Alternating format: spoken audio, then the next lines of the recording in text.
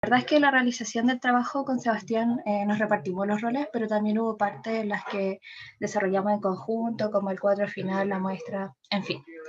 Dicho esto, ¿por qué no estudiar una lengua cercana, pero que por cuestiones históricas, políticas, apenas conocemos?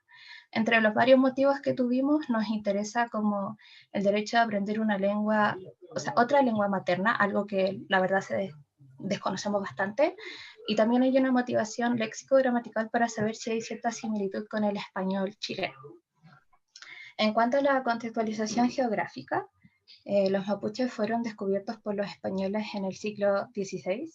Se va a cambiar la diapositiva. Ahí sí, gracias. Y ocupaban el territorio desde los valles centrales de Chile hasta Chiloé. Actualmente es una población muy pequeña y vive mayoritariamente en la Araucanía. Por último, de acuerdo con la bibliografía consultada, en su momento existieron diversas hipótesis que no vamos a poder revisar para clasificar el mapudungún dentro de alguna familia. Y finalmente se llegó a la conclusión de que se trata de una lengua aislada, puesto que no se encuentran hallazgos que la relacionen a alguna de las familias de lenguas indígenas cercanas. Siguiente, porfis. Respecto a los aspectos morfológicos y morfofonológicos, tenemos que el mapudungún es una lengua aglutinante polisintética y mediante la incorporación de afijos produce cambios semánticos, morfológicos y sintácticos. En este sentido, una sola palabra puede ser traducida como una frase completa y compleja en otras lenguas. Además, gran parte del léxico está formado por raíces polivalentes, lo que quiere decir que de manera aislada es muy difícil clasificar las palabras por sustantivo, adjetivo, verbo, etc. Y esta misma ambigüedad que posee le permite crear nuevas palabras. Por otra parte, en el compendium de Campbell se clasifica como una lengua de orden tipo 3, sin embargo es como una mera generalización para hablar de los tipos de lenguas más comunes, ya que como dije se trata de una lengua polisintética y le corresponde el tipo 4. Y la verdad es que como es tan mutante, el orden finalmente es libre, puede ser SOV, BSO, BOS y más. Además, es una lengua en la que el adjetivo precede al sustantivo y puede ser tanto preposicional como posposicional. En este ejemplo, que dice con irukamiungun, con es entrar, el sufijo i denota el modo indicativo, ruca es casa y en este caso sería el objeto de la oración, miu aparece como posposición e indica lugar, y engun indica la tercera persona plural que en español se le añade a la desinencia del verbo, ya que significa entraron en la casa y es de orden BOS. Buenos días. A seguir con los aspectos morfológicos, el sustantivo mapuche presenta una estructura muy simple, puesto que es una palabra invariable. Es decir, no cambia de forma por causa de género o número, como sucede con el sustantivo del español. Además, el sustantivo puede ser derivativo a través de sufijos. Debido a esto, el mapudungún se describe como una lengua sufijante, puesto que este es el mecanismo más habitual en el funcionamiento de la lengua, ya que los prefijos no existen en esta. Respecto al adjetivo, como ya fue dicho, el adjetivo calificativo antecede al sustantivo. Y el adjetivo, al igual que el sustantivo, carece de inflexión de género, pero sí toma el sufijo que, ka, e, para pluralizarse. Otra característica importante del adjetivo mapudungún es que estos son de naturaleza verbal. Esto significa que si tomamos, por ejemplo, el adjetivo kuru, que vendría siendo negro en español, y lo juntamos con el sustantivo cahuel, que vendría siendo caballo en español, el adjetivo cumple una función modificadora sobre el sustantivo, construyendo la frase kuru cahuel, caballo negro. Pero, si tomamos también el mismo adjetivo y lo juntamos con la desinencia verbal y, construimos el verbo kurui, que vendría siendo se ennegreció. En adición, se pueden crear adjetivos a través de raíces verbales combinadas con el sufijo fal, como por ejemplo el verbo saber en mapudungún es kim, y si lo juntamos con el sufijo fal, da como resultado kimfal, lo que significa notable, perceptible. Respecto de la relación del genitivo con el sustantivo, tenemos, o sea, Campbell señala que esta relación se expresa por la yuxtaposición del elemento poseído con el poseedor. Sin embargo, podemos encontrar al menos 4 reglas principales que explican y regulan un poco más este uso. La primera regla dice que el sustantivo modificado denota posesión o pertenencia respecto del modificativo, entonces es necesario usar el posesivo de la tercera persona ñi, que vendría siendo su en español. Como en el ejemplo que tenemos acá en la diapositiva, donde dice chau, ñi, ruca. Padre, su casa. La segunda regla dice que si el sustantivo modificado señala una cosa, entonces juntan los dos sustantivos inmediatamente, de manera que la parte preceda al todo. Como tenemos el ejemplo, reu, lafken, siendo reu hola y lafken mar. Entonces la parte precede al todo. La regla número 3 dice que si el sustantivo modificativo no representa el todo, entonces toman otra vez la construcción con el posesivo ñi. Como acá en el caso azúcar, ñi, cochinen, azúcar de dulce. La traducción al español vendría siendo la dulzura del azúcar, siendo la dulzura una parte, una propiedad del azúcar. Por eso volvemos a utilizar el ñi. Sin embargo, el continente precede al contenido, como el ejemplo Waria Che, donde ciudad vendría siendo el continente y Che, gente, el contenido. La última regla dice que a veces el sustantivo modificado expresa una relación de poder sobre el modificativo. Y en este caso se juntan los dos signos, como en el ejemplo acá 4, la regla 4 que dice Nem Ruka, dueño, casa. Aquí el sujeto quedaría como el dueño de la casa. En cuanto a los universales de Greenberg, vamos a hablar de 4, aunque en el trabajo los mencionamos todos. Bueno, en el primero, que dice que en oraciones declarativas nominales normales el sujeto precede al objeto, efectivamente podemos ver que en el Mapudungun esta clasificación sí se cumple, ya sea como pensando en cuando la clasifican como tipo 3 o polisintética, que sería tipo 4, en todos los órdenes que aparecen como posibilidad se cumple que el sujeto precede al objeto, menos en el orden OBS, que se escapa de la regla. Sin embargo, pese a que los libros lo mencionaban, nosotros no encontramos un ejemplo de este orden. Por otra parte, el universal 1 lo podemos relacionar de inmediato con el universal 4, que dice que con frecuencia las lenguas SOV o tipo 3 son posposicionales. Y efectivamente el Mapudungun sí lo es, pero también es preposicional, como ya se mencionó. Ambos órdenes coexisten y hay una inclinación frente al orden preposicional. Esto nos lleva también a hablar sobre el universal número 2, que dice que en lenguas preposicionales el genitivo suele seguir al sustantivo modificado. En lenguas posposicionales suele precederlo. Como vimos anteriormente, el Mapudungun es tanto pre y posposicional. Además que según las reglas del mismo genitivo, en el Mapudungun pueden existir igual ambos casos.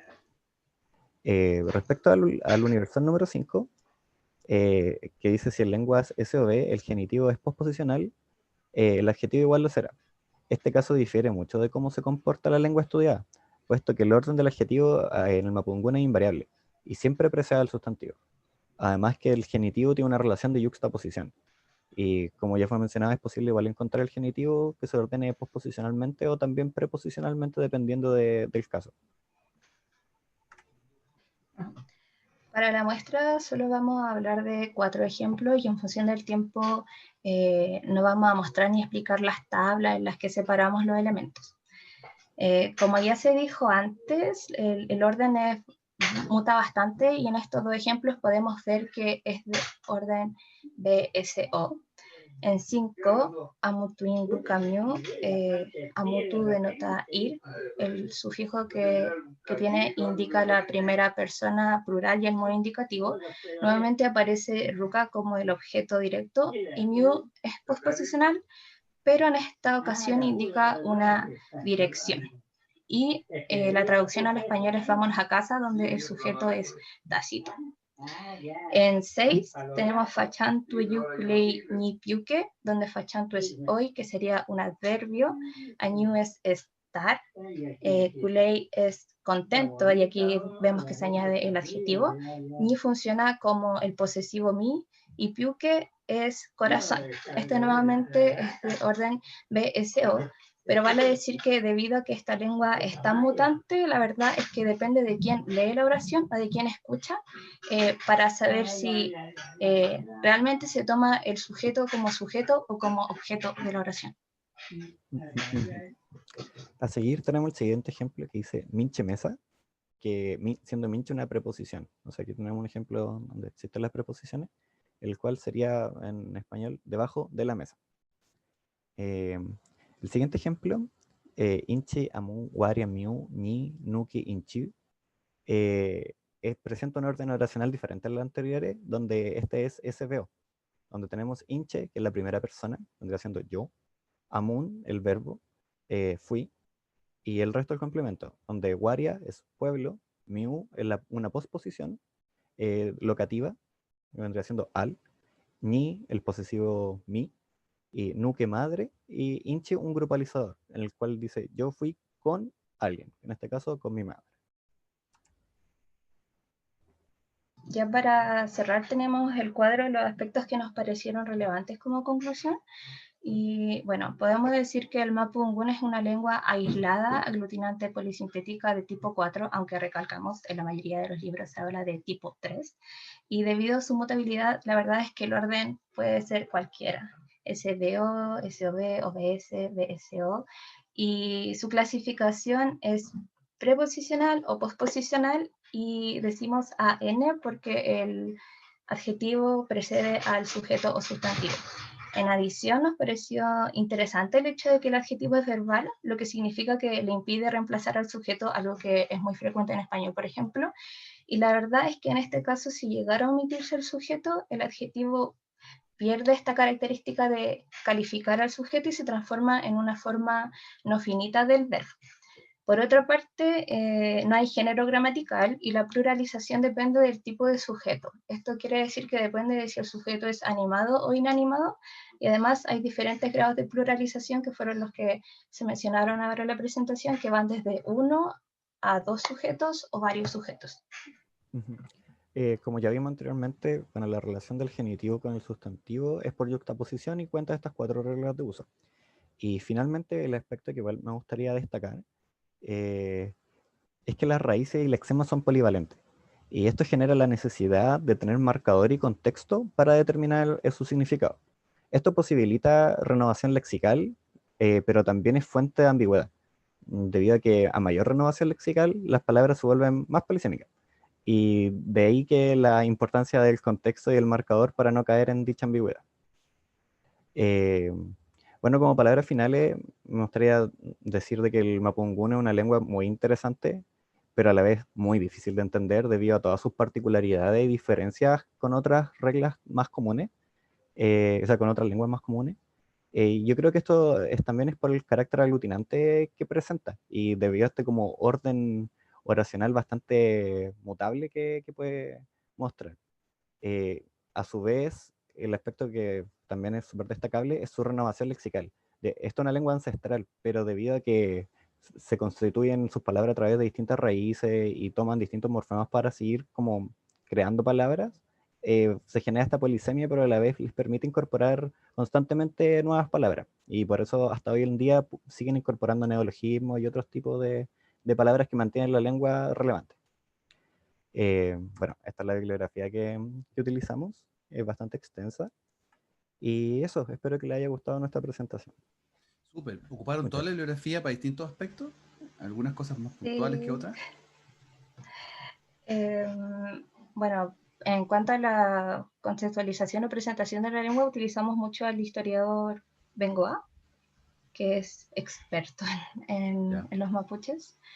Y algunas que tal vez no utilizamos con tanta frecuencia, como por ejemplo Liobin, era más que nada para poder utilizar ciertos conceptos Claro. sin cometer algún tipo de error. Sí, además de que descubrimos de que si bien hay harto de estudios sobre el mapudungún, en términos como filológicos, se basan por lo general en estudios muy centrales. Y todos como que a partir de eso empiezan a generar como su propio estudio. Entonces podemos encontrar aspectos que se calzan entre referencias y otros que simplemente lo abordan de una manera diferente. ¿A qué te refieres con que sean muy centrales? Como Por ejemplo, autores como Fernando Zúñiga eh, o el fraile Félix Augusta, casi todos los textos se basan en ellos. Casi toda la bibliografía se basa en ello, tanto como en español como en inglés. Pero a partir de sus propias investigaciones, en base a estos autores, también sacan conclusiones nuevas. debido a que, por ejemplo, el fraile Félix de Augusta, que es uno de los creadores de la gramática araucana, lo publicó en 1903. Entonces, como han descubierto nuevas cosas de la lengua. Oye, una pregunta, tal vez pensando en tus compañeras, compañeros sobre los aspectos relevantes. Hablaste de varias cosas interesantes, como hablaron los dos, de renovación lexical, de tipos de orden, del rol del sustantivo, del nominativo. ¿Con qué ustedes se quedan así en particular, como si fueran 2 o 3 grandes características del Mapudungun respecto a otras lenguas que han visto, estudiado en su vida? ¿Cuál sería lo más característico del Mapudungun, si tuvieran que, como una carta de presentación inicial? ¿Camila? ¿O yo? Como ustedes Eh, quieran. ambos. ¿Sí? Yo creo que una de las características más fuertes que tiene es el tema de las raíces y lexemas polivalentes. Porque finalmente se trata de una renovación constante y es por eso que también el tipo de orden básico cambia muchísimo, aunque hay ciertas inclinaciones. Entonces, claro, hablar de que finalmente no podemos clasificar las palabras o tomarlas fuera de contexto es súper complejo porque depende mucho de lo que se entiende y por eso también recalqué el hecho de que el sujeto puede ser objeto, que depende de cómo lo tome la persona que está escuchando al hablante. Sí, yo concuerdo con Camila, siendo que el Mapudungun data de antes de Cristo. Entonces, igual es como la lengua se ha logrado mantener vigente hasta el día de hoy debido a esa característica. Bien, bien, bien. Una última cosa, ¿qué les parece a ustedes si tuvieran que tomar carta en el asunto? ¿Dirían que es una lengua aglutinante de tipo 3 o una polisintética derechamente?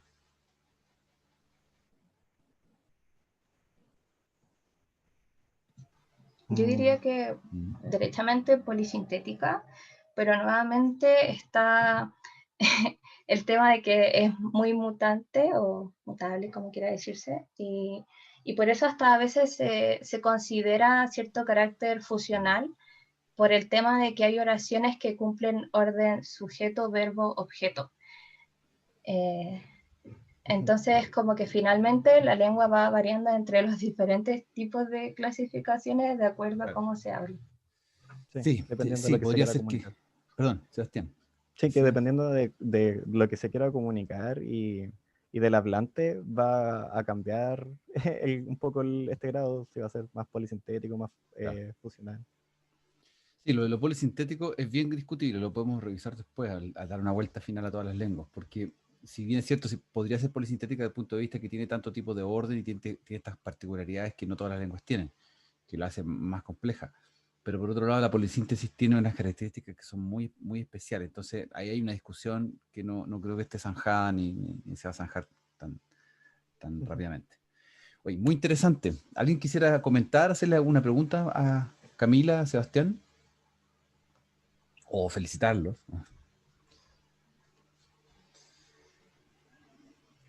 Muy bien, chiquillos. Muy bien. Muy buen trabajo, interesante. Gracias, profe. Da una Pues sí. panorámica de lo que es. Ya vamos a seguir adelante con eso. Bien, Francisca Asensio y Carolina Guzmán nos van a deleitar con el francés.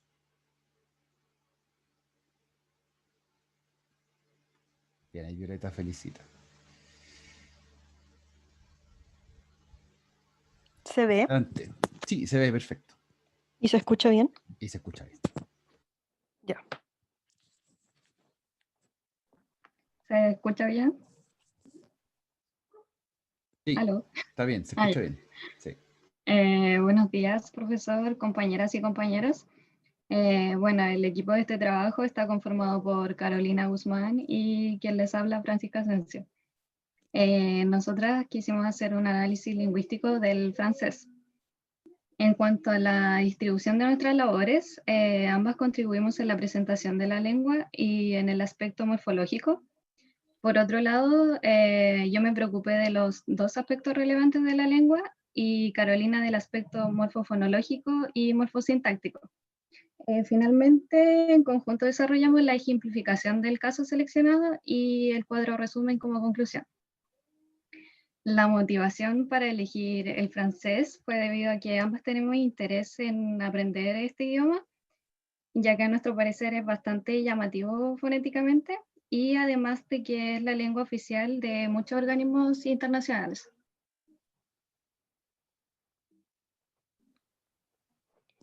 El idioma francés es una lengua romance que se habla especialmente en Francia y también en Bélgica, Camerún, Canadá, Chad, Mónaco, Senegal, Haití y en otros países que en su mayor parte integraron el antiguo imperio francés. La Organización Internacional de la Francofonía calcula que existen alrededor de 300 millones de hablantes de francés como lengua materna. Es el quinto idioma más hablado del mundo y la segunda lengua en las relaciones internacionales, debido al número de organizaciones internacionales que la emplean como lengua oficial. Por ejemplo, la Organización Internacional de la Francofonía, la Unión Europea, las Naciones Unidas, el Comité Olímpico Internacional o la Alianza Atlántica.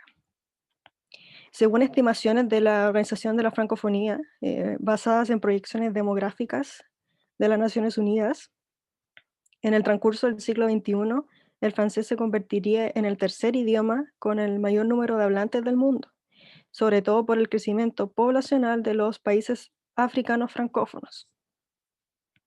La lengua francesa hoy en día abarca una enorme población francófona, la cual tiene el origen de su expansión en el siglo VIII, con la ideología imperialista del pueblo franco liderado por Carlomagno, en cuyo periodo expansionista no solo conquistaban territorialmente a los demás pueblos de la época, sino también era una conquista cultural.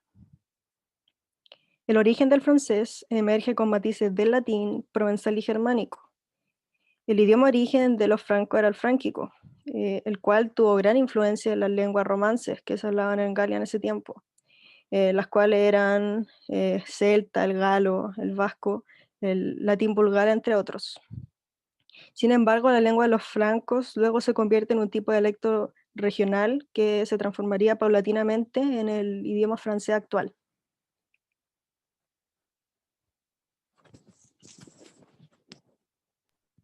El alfabeto francés está compuesto por 26 letras del alfabeto latino moderno y 16 letras de alfabeto propio. Son 13 vocales acentuadas gráficamente, el grafema cedilla y 2 ligaduras. Y no hay que dejar de lado que esta lengua contiene numerosos dígrafos, o sea, cuando hay 2 letras que representan un solo sonido, como las que están presentes en la diapositiva. Respecto al aspecto morfofonológico y su grado de aglutinación, el francés es un idioma fusional, es decir, se caracteriza por incluir mucha información gramatical y semántica en sus morfemas. Por ejemplo, en el verbo manger, que es comer, se indica el número de personas al mismo tiempo en las desinencias verbales.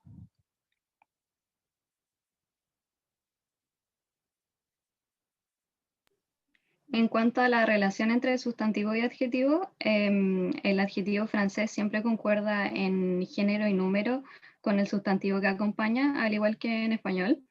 Respecto al orden de esto, por norma general, el adjetivo se sitúa a continuación del sustantivo al que califica. Si se sitúa antes, puede tener un cambio de significado o tener función atributiva. Sin embargo, los adjetivos breves de una o dos sílabas, como por ejemplo petit, bon, etc., preceden al sustantivo, y los adjetivos de color siempre se tienen que posicionar después del sustantivo, como por ejemplo en le tableau noir, que es la pizarra negra, o la jolie fleur, la bonita flor. Para expresar la posesión con sustantivos, la lengua francesa ocupa la preposición de. El orden utilizado es de sustantivo seguido por de y el poseedor. En el caso de conectar la preposición de con el pronombre le y les, este se contrae para du y des, respectivamente. Se sigue el mismo orden que en el español, como podemos ver en el ejemplo. La camisa es del marinero.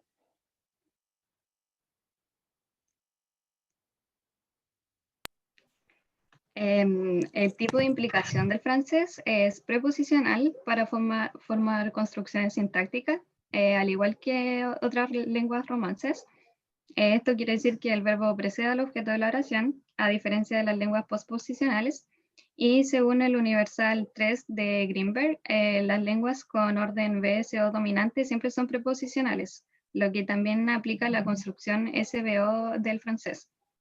Por ejemplo, en je joue s'échec, tenemos el verbo jouer y el objeto directo X, que significa yo juego al ajedrez. El orden predominante del idioma francés es SVO, como se muestra en el primer ejemplo, el portait un jeu bleu, que significa ella vestía una falda azul. Sin embargo, esto puede variar en casos especiales. Por ejemplo, cuando se quiere topicalizar el verbo.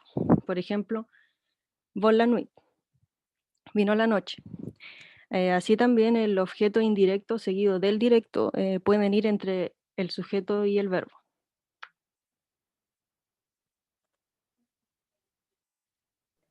En otros aspectos relevantes tenemos la negación y los artículos partitivos. Las oraciones negativas en francés se forman con dos elementos, ne y pas. Si el verbo es simple, se coloca entre los dos términos, y si el verbo es compuesto, la forma personal ne y la forma no personal después de pas.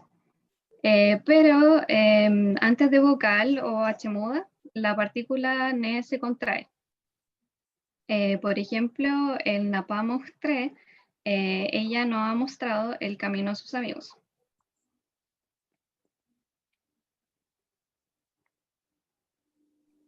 También existen otras alternativas para negar elementos de un enunciado que siguen el esquema de ne más forma personal más otra partícula negativa, como por ejemplo ne personne, que es nadie, ne rien, nada, ne jamais, nunca, jamás, ne plus, ya no, y ne aucun, que es ningún. Por ejemplo, je n'aime plus la bière, no me gusta la cerveza. En el segundo aspecto relevante de la lengua tenemos los artículos partitivos, que se utilizan para designar una parte indeterminada de un conjunto.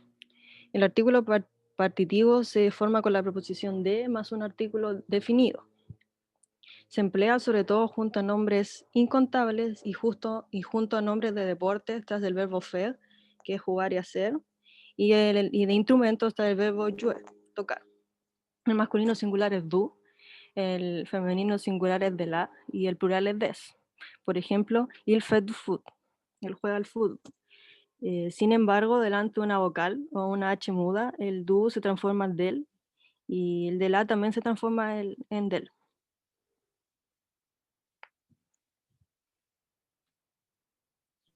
Bueno, aquí está nuestro caso seleccionado. Nosotras creamos las oraciones y las tradujimos.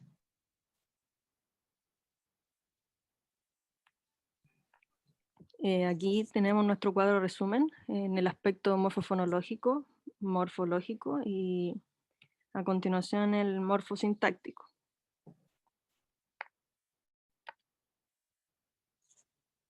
Y ahí están las referencias de los textos que utilizamos para la investigación.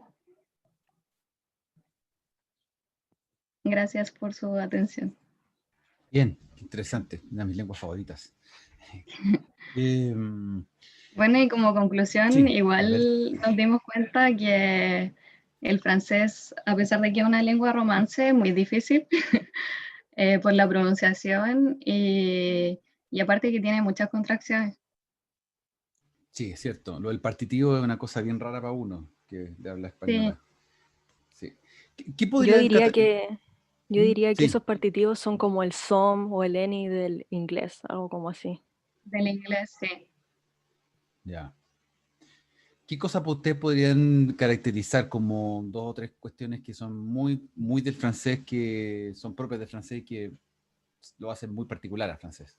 Yo sé que ya han mencionado un montón de características, pero ¿cuáles ustedes se caracterizarían como las más identificatorias? Los sonidos nasales, en primer lugar, yo creo.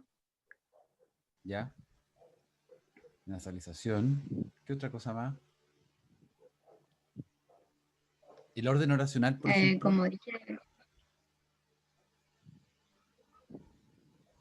¿Le causa Sí, problemas es a una mente que es español como el bien orden parecido. relacional? Sí, se parece No harto sería Yo el creo orden. que no, porque es como muy parecido al español. No, Sí. exactamente, todo lo contrario. E igual se puede ir Sí. cambiando ese orden, Sí. al igual que el español. Según la Sí, topicalización Claro. puede ir el objeto al sí, final exacto. o al principio. Sí, Entonces igual es súper variable. exactamente. Sí, es muy cercano. Sí. Bien, Sí, muchas como lo más gracias. llamativo Muchas fue gracias. Muy interesante. lo fonético, la contracción y la negación, que igual eh, es extraño que tenga dos elementos para negar. Sí. Je ne mange pas, cosas por el estilo, sí. Pero se ocupa también, bueno, se ocupan esas dos partículas que siempre tienen que estar presentes entre medio de. Sí, Súper, muchas gracias. Muy interesante. de nada. Gracias. Gracias, Carolina. Gracias, Francisca. Javier y Noemí nos van a dedicar con el italiano ahora. Vamos a seguir en las lenguas romances, lenguas de por acá, de este lado. Ya, chicos, chicas, cuando quieran. ¿Se escucha, ¿Se ve bien? profe? Sí, se escucha. ¿Se ve bien? Sí, se ve bien. Ya. Buenos días, profesor, compañeros. Bueno, junto con Javier Buenos días. Gomera vamos a presentar nuestro mini proyecto del italiano.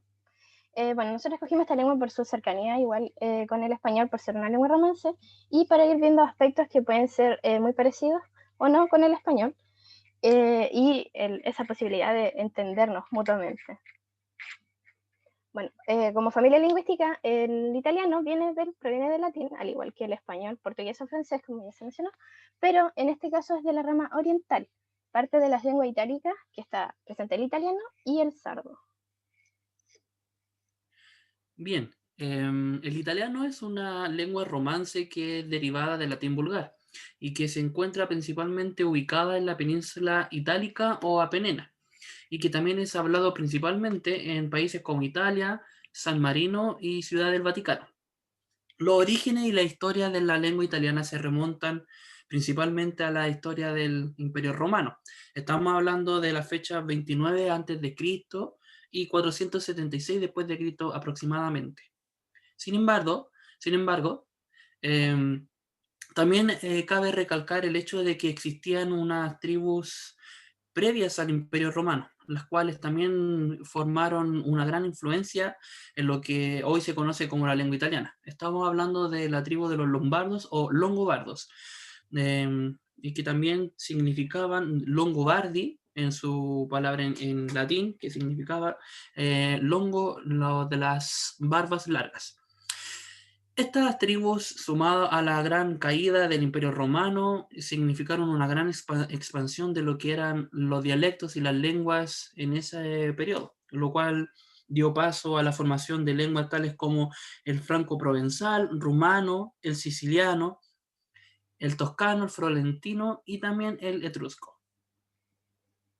Ya dentro del aspecto morfofonológico, tenemos que, como grado de aglutinación, esta lengua es de tipo 3, fusional, donde la estructura de las palabras, o sea, modifican la estructura de las palabras al hacer uso de las terminaciones inflexivas que expresan distintos significados gramaticales y que presentan afijos que se fusionan unos con otros, y la forma va a ir variando dependiendo de los otros morfemas presentes en la palabra. En lo que respecta al aspecto de la morfología, lo primero que me gustaría destacar aquí es la relación entre el sustantivo y el adjetivo. Y es muy digno de ser mencionado el hecho de que, en primer lugar, este orden no es estrictamente rígido, ya que como pudimos haber observado, la regla general de esta relación es que el adjetivo va a suceder al sustantivo. Sin embargo, hay ciertas reglas en las que va a suceder lo contrario. Por ejemplo, siempre va a preceder al sustantivo los demostrativos como que este, que esto, que ella o que yo, los numerales como uno, due, secondo, y los adjetivos de cantidad como altro, troppo, poco, entre otros. También siempre le van a seguir al sustantivo, en algunos casos como lo son los colores, giallo, blue, entre otros, formas y las nacionalidades. Y por último, cabe destacar también el hecho de que el adjetivo va a tener un uso doble en relación al sustantivo.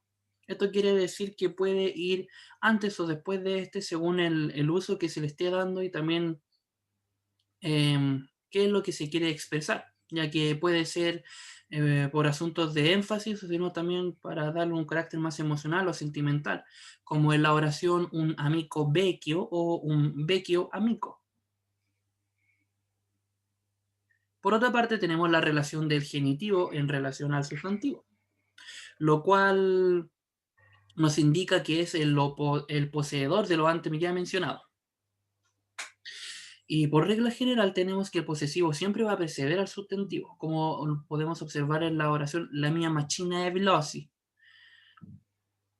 Y por último, esto nos lleva a hablar sobre lo que es el tipo de implicación de la lengua italiana, que es de carácter preposicional y que nos lleva a hablar también sobre los universales 1 y 2 de Greenberg, los cuales nos dicen que, en primer lugar, las oraciones declarativas con sujeto y objeto nominales, vamos a encontrar un orden predominante de SVO.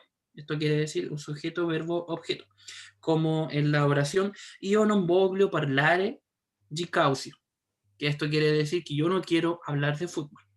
Mientras que por otra parte, en el segundo universal se nos dice que en lenguas preposicionales el genitivo siempre le sigue el sustantivo, lo cual, no, mejor dicho, es casi siempre, ya que esto es muy importante porque el italiano en este caso es una excepción, ya que como pudimos ver anterior, le va a preceder. Ya dentro del orden de palabras tenemos como regla general sujeto, verbo, objeto, pero esto también se puede modificar con la movilidad del sujeto, como en los casos especiales de la inversión, en donde ocupa la posición final, que se da solo en el caso del lenguaje literario, y se separa por una coma, lo cual no pasa en español, que aquí en el ejemplo dice, es bianca y le sue finestre sono aperte, la casa. En español sería, es blanca y sus ventanas están abiertas, la casa. Suena muy extraño, pero eso pasa en la literatura italiana. También tenemos en la interrogación que el sujeto en posición de, primera se puede omitir, como en las preguntas de ¿tu hai mangiato oggi? O hai mangiato oggi? Que es en español solamente ¿has comido hoy? Y en el imperativo, que no es necesario que esté presente, como es que subito de esta casa, que es sale inmediatamente de esta casa. En este sentido podemos ver algunas similitudes o diferencias con el español. En el primer ejemplo que nos encontramos dice lo siguiente, noi siamo maggiori che Francesca, lo cual nos va a demostrar un claro orden SVO de las oraciones. En el segundo tenemos la oración mi amica Francesca mangia giso, lo que quiere decir que en este caso vamos a tomar atención en lo que es el genitivo, el cual siempre va a preceder al sustantivo en este caso. Y por último tenemos io vado a Firenze, que puede observarse que la lengua italiana es más de carácter preposicional en vez de posposicional. Ya hacia las conclusiones que recolectamos con el trabajo, podemos decir que la lengua italiana sufrió grandes cambios a lo largo de la historia por los asentamientos que ya había en la península itálica antes de la llegada de los romanos y de las conquistas que hubieron ahí. Por esto mismo, el país estaba dividido por mucho tiempo y ahí nacen los distintos dialectos que están presentes hasta el día de hoy, que se siguen hablando como el toscano, el siciliano, dentro de los más conocidos, que corresponde dentro de las familias de las lenguas indoeuropeas, y que tiene un tipo de grado de aglutinación de tipo 3, con siendo una lengua funcional, que con relación al sustantivo y adjetivo se basa en algunas excepciones en donde el adjetivo precede o sucede al sustantivo según ciertos criterios, como mencionó Javier, que el genitivo de esta lengua se establece delante del sustantivo a modo de regla general, pero que puede cambiar dependiendo de la intención del mensaje. Con respecto al tipo de implicación, el italiano es de carácter preposicional, y que se puede relacionar directamente con los primeros dos universales de Greenberg. Bueno, al igual que en el español, como se vieron en los ejemplos, se puede omitir el sujeto y este también puede moverse dependiendo de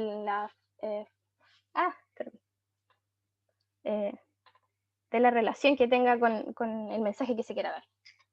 Y que por el lado fonético, nosotros como hispanohablantes nos podemos confundir con algunos sonidos que cambian bastante. Y como dato curioso y aspecto, tiene 21 letras del alfabeto, pero con 7 sonidos vocálicos entre vocales abiertas y cerradas. Ya aquí estamos frente a parte de la bibliografía, donde recopilamos muchas cosas. Y eso. Bien, excelente. Gracias. Excelente. O sea, podemos concluir que hay varias cuestiones que nos asemejan el español y el italiano por lo que ustedes presentaron en este momento. ¿Alguna pregunta que quisieran hacerle a sus compañeros?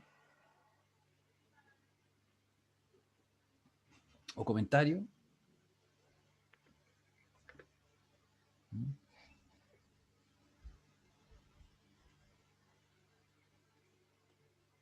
Bien, vamos a avanzar entonces a la siguiente presentación.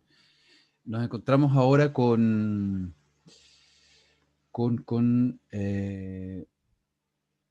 Camilo y Dante, con el polaco.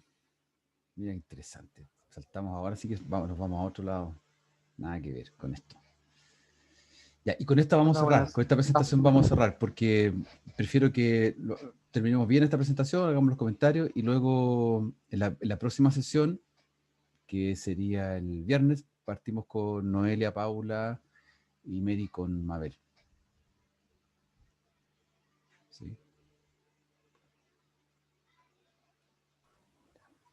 Voy a compartir la pantalla por mientras, profesor. Dale, por favor.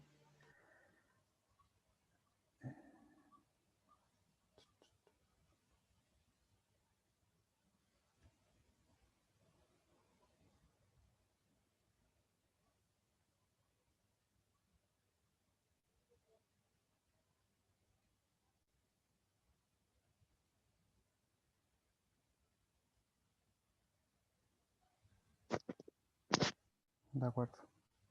¿Se escucha, cierto? Sí, se ve y se escucha bien. De acuerdo.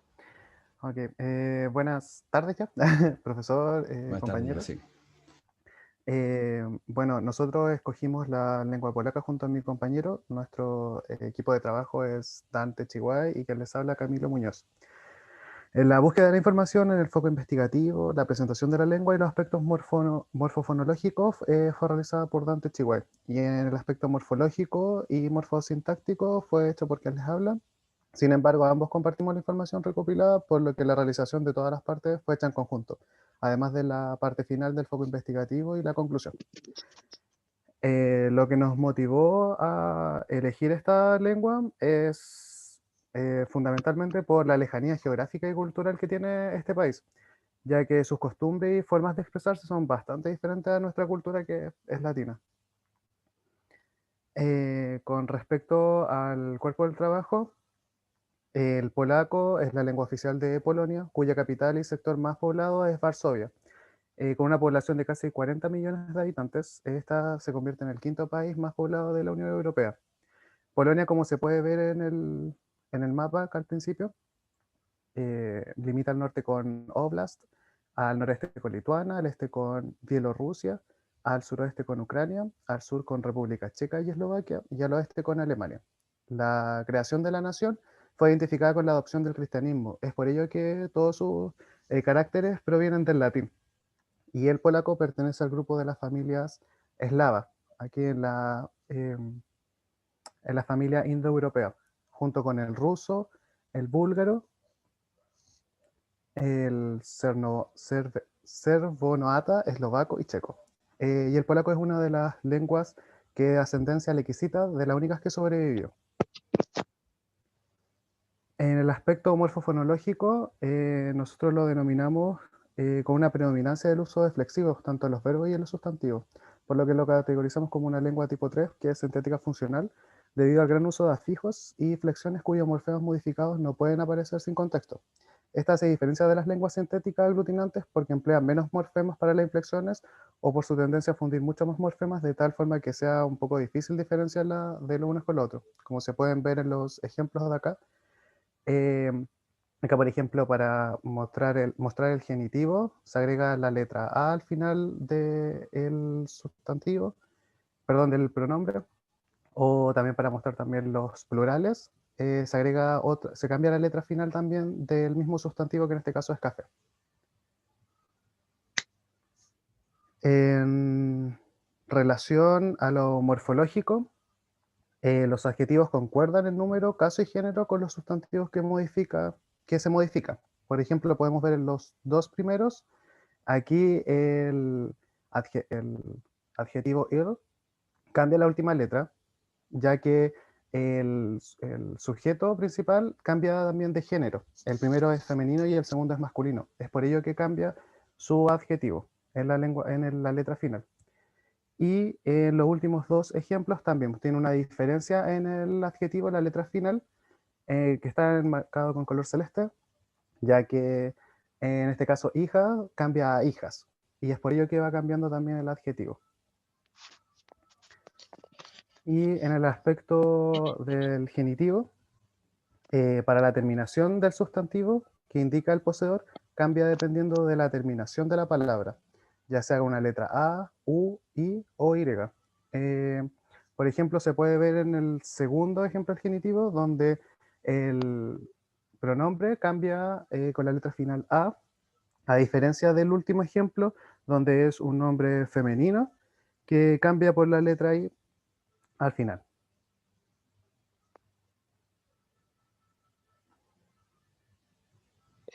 Hola, buenas tardes.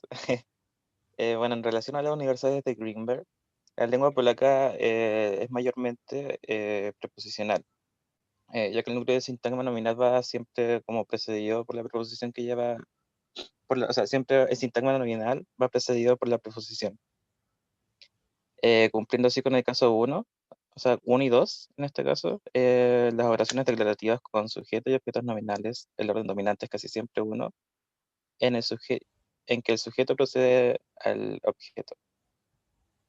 Aquí en el ejemplo podemos ver a Jadwiga Jest Chora, que es el ejemplo que vimos antes, donde dice que está enferma.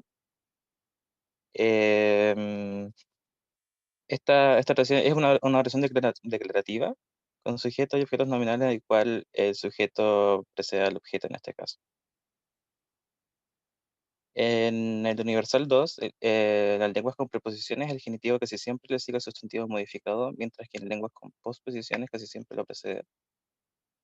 Em, Empieza a ser una lengua mayormente preposicional. Aquí el genitivo precede el sustantivo modificado, por lo que también esto se podría considerar como un caso poco común dentro del polaco.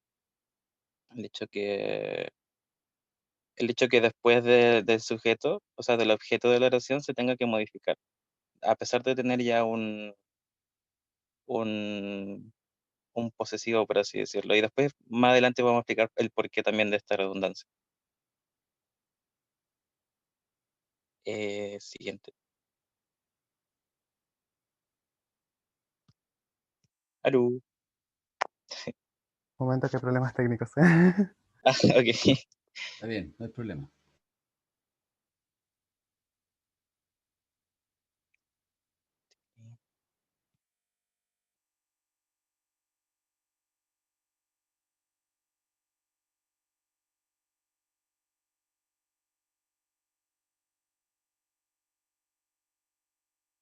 Ahora sí, porque si no se va a pegar de la otra manera. Ya en relación a los aspectos morfosintácticos, eh, predomina también el orden SVO en las oraciones. Aquí se pueden ver, si hay oraciones en las cuales tienen la misma información, solamente que ordenada de distinta forma. Eh, en el polaco, solamente la primera oración, que es Ala Makota, que Ala tiene un gato, es la más natural. Las demás también se pueden usar, solo que, o sea, deberían utilizarse en caso de enfatizar un elemento de la oración. Igual como de flexible que el español, en este caso también porque tienen el mismo tipo de orden. En otros aspectos relevantes por destacar, también tenemos que aquí, sí. El idioma polaco es uno de los 5 idiomas más difíciles del mundo, quedando en cuarto lugar según el gobierno británico después del vasco, el húngaro, el chino mandarín y presidiendo el japonés. Y esto fue un tema súper choqueante también al principio porque estábamos un poco impresionados con la dificultad de la lengua. Y después nos dimos cuenta que era una de las 5 más difíciles del mundo, quedando así como, shock.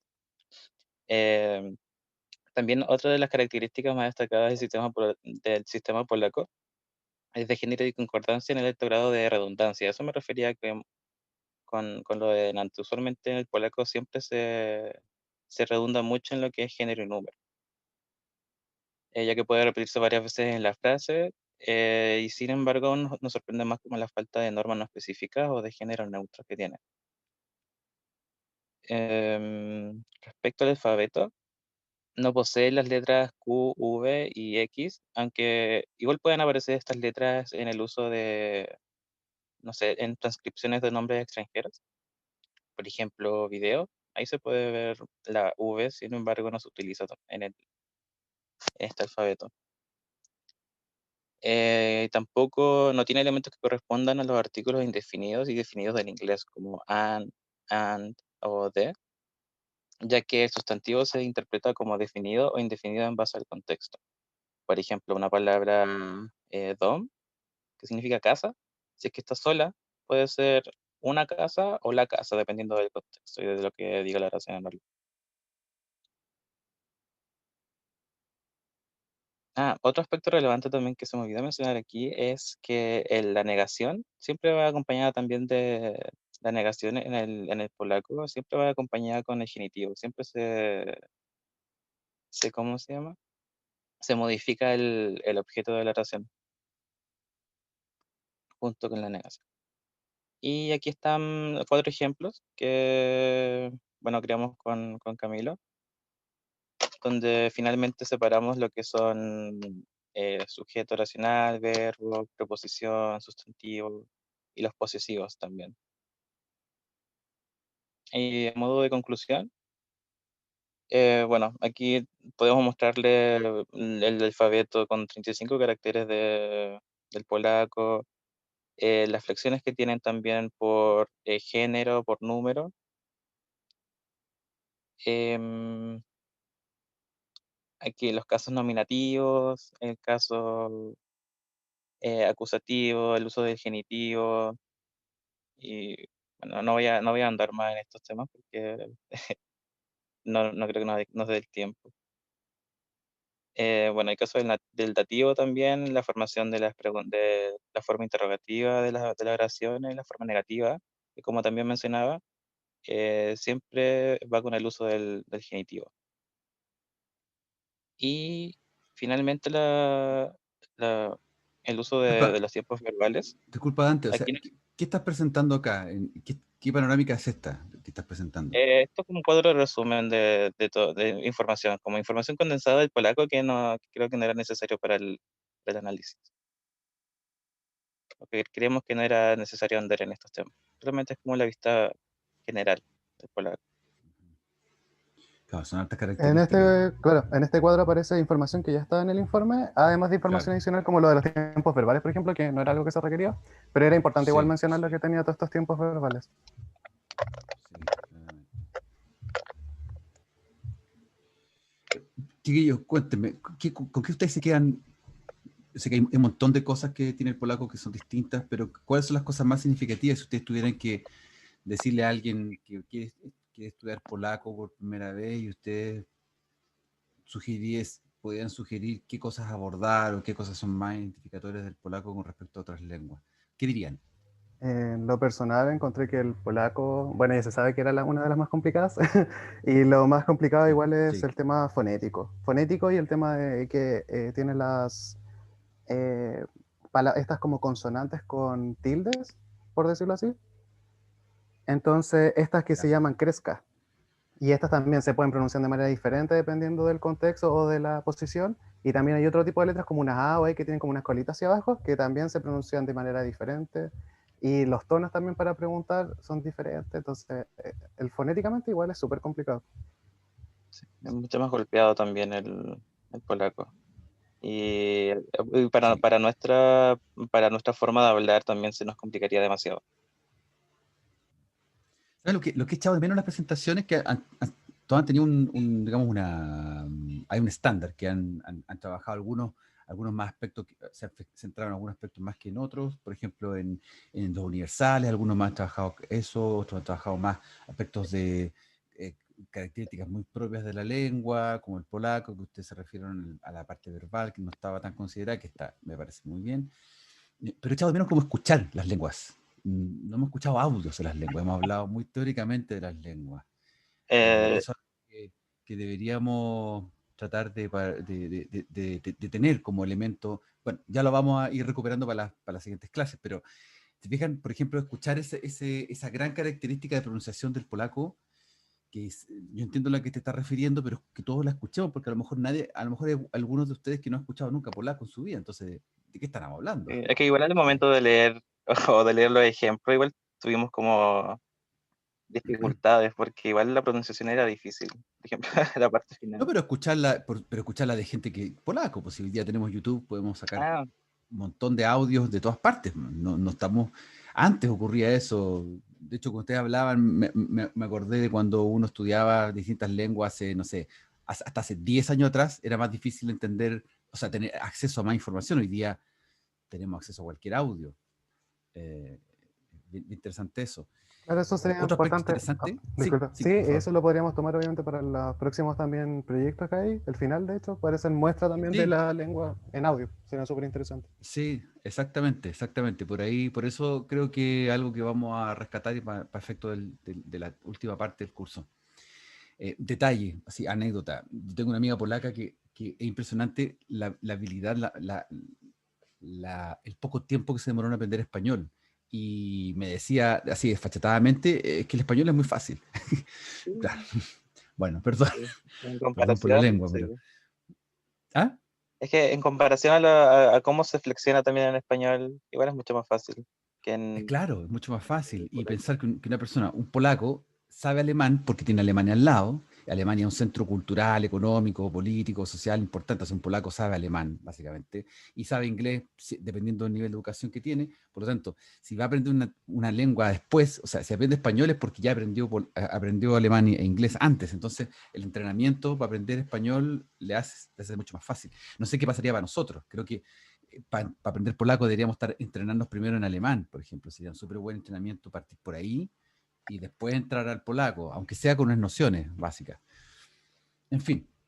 Bueno, interesante. ¿Alguna pregunta sobre el polaco de sus compañeras, compañeros? A Dante y Camilo.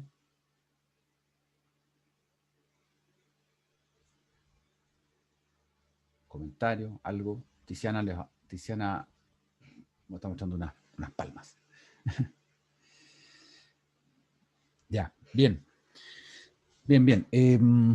Ha sido interesante la sesión de hoy. Distintas lenguas, nos paseamos por el francés e italiano, que eran muy similares, y pasamos, muy similares, por supuesto, en términos de hablar de lenguas que pertenecen al mismo tronco. Y de ahí nos saltamos al mapudungun y al polaco, que son totalmente distintas, y con cuál de todas con mayor grado de complejidad. Súper bien, Tiziana, sí, importante aplaudir, aunque sea virtualmente. Ya, yo creo que, como les decía al inicio de la sesión, la vez pasada anduvimos súper apurados y no, la idea no es andar tan apurado porque, viste, alcanzamos bien 4, me parece bien. Creo que con las últimas dos lenguas que nos quedan pendientes, el danés y el quechua, también son lenguas que son distintas y necesitamos prestarle atención. La próxima clase podemos empezar con esas 2 presentaciones y de ahí nos seguimos en nuestra clase hacia la parte final del curso, que es entrar al proyecto 3, digamos la nota 3, y en virtud de tener un buen cierre del 2020 ahora en enero. Bien. Quedamos hasta acá, chiquillos, chiquillas. Que tengan un buen inicio de año, espero que hayan disfrutado la clase y que la clase la hicieron ustedes mismos y que nos podamos ver la próxima sesión con harto ánimo. Que tengan una buena semana. Que estén muy bien. Un gran abrazo. Igual, profe. Profe, gracias. Que esté bien. Chao. Profe, gracias.